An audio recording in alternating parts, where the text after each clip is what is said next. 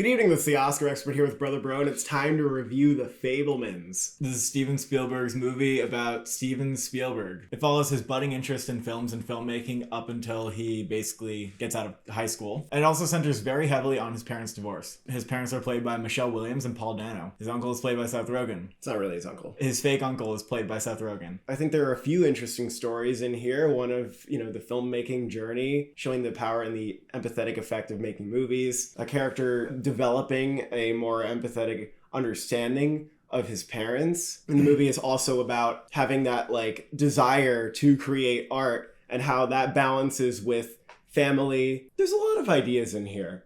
I'm actually still piecing together how I feel that they work and how synergistic they are. Because not only are there these conflicts, there's a little bit of a high school crush. That one I think is maybe the weakest line. There's school bullies. He deals with anti-Semitism at school. I didn't always feel, in terms of the movie's momentum, that this filmmaking story and this parental story were building together. And there are moments where I can see where he's trying to tie it in. There's a scene where he's editing a video of his family and an important kind of moment and a realization occurs within that, and that seems to be tying those two together in terms of the way that film can shift perspective. The movie is about how depicting things on film inherently changes the way that you can perceive them or process them. I think it lends to more empathy. When people watch his movies, they feel more empathetic towards him. When his mom watches a movie that he made, he feels more empathetic towards her. And I think the movie's also about how even the sort of downer moments in life are more interesting on film, inherently, because there's something to explore there. I actually think that when it comes to this movie's perspective on filmmaking, it's very interesting and much more deep than a movie like Empire of Light or Belfast, where it's just the movies are majestical. When you watch them, you transport to another world. There were some parts of the film where I felt like this was connecting to the bigger picture, and there were other parts of the film where I wasn't sure if I could see what kind of a portrait was being painted here. At least for my first viewing, it was hard for me to tell whether I should be interested because this is part of the film's thesis, or whether this is interesting because Spielberg thinks this part of his childhood is interesting. His filmmaking does tie into all the events that happen in his life. So I'm going to take back what I said. I think actually this might improve for me on a second viewing, because now that I think about it, it all does relate back to his filmmaking. And I do think that the point of all these vignettes is that in some way they informed how he makes films, and they're him realizing himself as a filmmaker and what it means to make movies.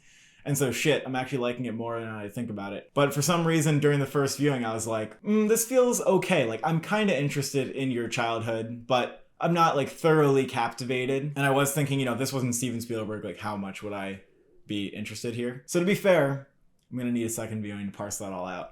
Wow, you've changed your opinion a lot since Yeah, I changed my opinion since we started this video, yeah. I did have the feeling when I finished this movie that it may work in a little bit better of a way than I understand at the moment. I think maybe part of the issue that I had is because the film feels like it's going to tell you everything that it's about. Yeah, that's actually what I thought made it a little more interesting, was that it was something I felt like I had to think about. I think Michelle Williams is the most important character in this. Her character has a really big personality, and sometimes Michelle Williams hits these moments that are some of the most powerful in the movie. And at other times, I didn't quite accept the over-the-topness, and it felt like it just maybe crossed over into I would an Academy Award territory.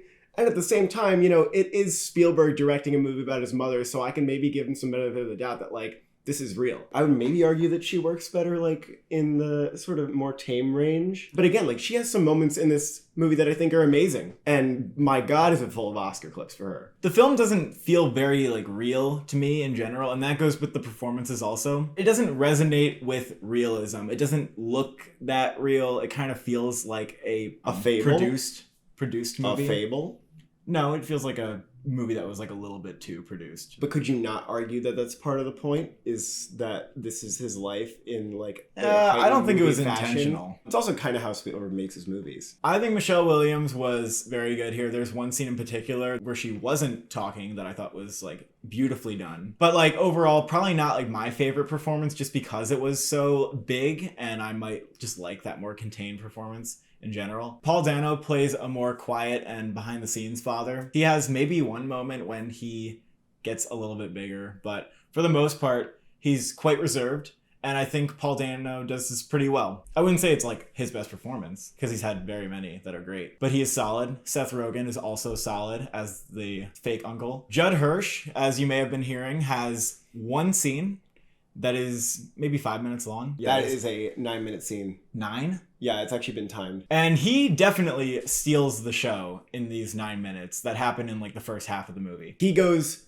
extremely big, but it works very well. It was like a high wire act, this performance, this 10 minutes of screen time. Yeah, and a lot of the story did hinge on this moment and what this character imparts onto little Steven. Yeah, and the character even makes a point that like he's gonna grab his face too hard so that he remembers this monologue. Like, and Judd Hirsch is gonna act very hard so that we remember this moment. At the premiere screening, which wasn't ours, I heard that he got mid-movie applause, which is a big deal. But you don't see him ever again, which is, I guess, sort of disappointing. There's also a great cameo of David Lynch playing John Ford, which is just hilarious. And he nails this impression. I also thought Gabriel LaBelle was very good as the kid Spielberg. Yeah, he really was. Yeah. Him and Michelle Williams had a couple scenes where he was really good. I actually really liked the, like, bigger bully. I thought he was great. Cinematography-wise, I'm kind of mixed on this because Janusz is a master, but I do feel like this is not his best work. I think he's doing a lot that we know and love that he does. I can't quite say that the cinematography felt like it fit every scene, and sometimes it felt like it was overly lit. It's not as much of a high wire act as like the camera work in West Side Story. The scenes in West Side Story really felt like imbued with magic, and I didn't feel like we got that as much in the Fabelmans, except for maybe a few scenes. The light also has a sort of white, a little bit washed out quality that I'm not really a fan of, that I see in some of Spielberg's new movies and Clint Eastwood's movies. And I don't really know what that's about. Like, I'm not sure why the light can't have a color to it, or that why there can't be like an overarching color. It feels like everything is a little too white balanced. It gives it a little bit of a plastic quality to me. But the camera work overall is really solid. It's just not his best work. And Steven Spielberg's earlier stuff like really impresses me with its cinematography. So it's kind of a high bar that I'm holding it to when these two pair up. But there's a lot of really strong work, I think. And it does have a little bit of an old school movie / old school Spielberg look to it, which I think most people will appreciate. It is a little bit less of an obvious movie than I was expecting, which I kind of like. And at the same time, like, I don't think that it had as hard of gut punch moments as I maybe expected, considering this would be like, you know, an emotional coming of age Spielberg film. The movie is definitely about like what it means to capture things on film. And I was thinking, oh, this movie is not self-reflexive enough. It's too straightforward. But then me saying that, me like knowing that that's actually the point, makes me think, no, that's what the movie's about. The movie itself is capturing life the way that it's portrayed that movies capture life in the movie.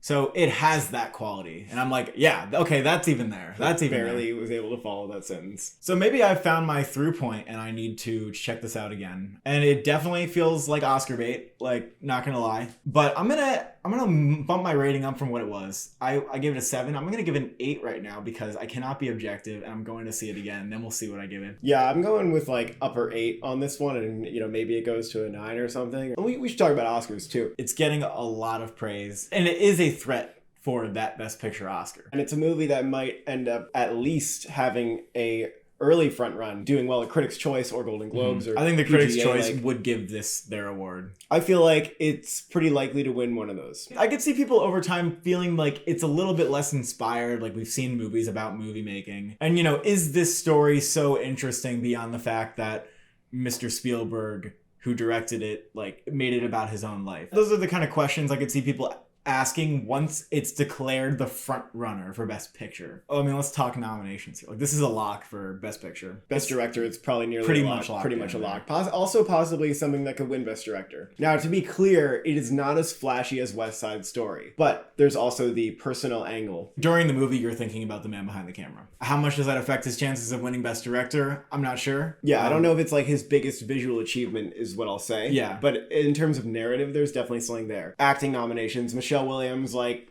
it's probably going to be her year. Yeah. This performance is so fucking baity. It's going to be your 5th nomination. People will get behind it. I think it'll happen. I don't really see the clear alternative. I think there's a really good feeling around that that's just going to happen this year. Some people have asked me, like, do you think this is lead? They're not going to put her in lead. It's not lead. Stupid. It's just not lead. Supporting actor is kind of interesting because Paul Dano was the one who everyone was kind of expecting. I think he's probably still number one on Gold Derby. His performance is actually very muted. He does have the most screen time out of any of these supporting male performances. And my impression actually after I watched the movie was like, he could get nominated for that. But I think that he maybe doesn't have enough like big scenes where I could see him not making it. And then the other factor is like, Judd Hirsch has a super duper strong 9 minutes. And a lot of people were buzzing that he could be nominated just off that alone. I was not convinced that Judd Hirsch would get a nomination. I was like, oh, that's all his screen time. Oh. And I think a lot of people will feel the same way. What's going to have to happen for him to get nominated, because I'm not going to say it's impossible, is they're going to have to bring this guy around with the cart. He has to be on the float the whole year, and you have to be thinking about the guy before and after you watch the film, and he was in order for this to happen. And he was at the Q&A, and he had a lot of shit to say. He was very insightful about his performance. Just for him being there and explaining how he devised his character and how seriously he took the role, I was like, okay, that did do a lot for the movie. That was very important. Yeah, I feel uncertain about whether it goes Paul Dano or him, or honestly neither, because I think that none of them seem like no-brainers. Some people say, what about Seth Rogen? Seth Rogen's very good. I mean, some people will probably think that he's maybe the best supporting male or something, and I have read that, but I just didn't think I saw that as like he's going to get nominated. I definitely don't think Seth Rogen will be nominated in this. This will get ensemble at SAG, like for sure though. Tech Awards, I mean, I think it'll get the whole slew. I actually don't think it's going to win any techs because I don't think any particular element is so strong or so undeniable. Just going down the list, like cinematography, they could just easily do that. Editing, production design, and costumes are not as showy as like maybe I was expecting, but I think it could be like The Irishman where people just think, well, like, let's just fill this in every category. They could do that. They could get away with that. Score, John Williams. I felt like there was less John Williams score than a normal Steven Spielberg movie. Maybe than a normal one, but there was still enough that I think he could. But also, let's remember with The Post, he got snubbed. I mean, maybe it's not impossible, but I think he'll probably get in. Yeah, I don't know how strong it is. I have to listen to it on Spotify. I didn't see any reason that this movie would need makeup. I think it could get sound on its best day. In the beginning, there is some really interesting and showy use of sound when it comes to him recreating a train crash with his train set, and they make the sounds feel like you're watching a movie. But it's more in the beginning of the film than in the end. And screenplay. Well, of course, like we know that. Thank you for watching. Thank you for subscribing. Do you want to make a movie about your family?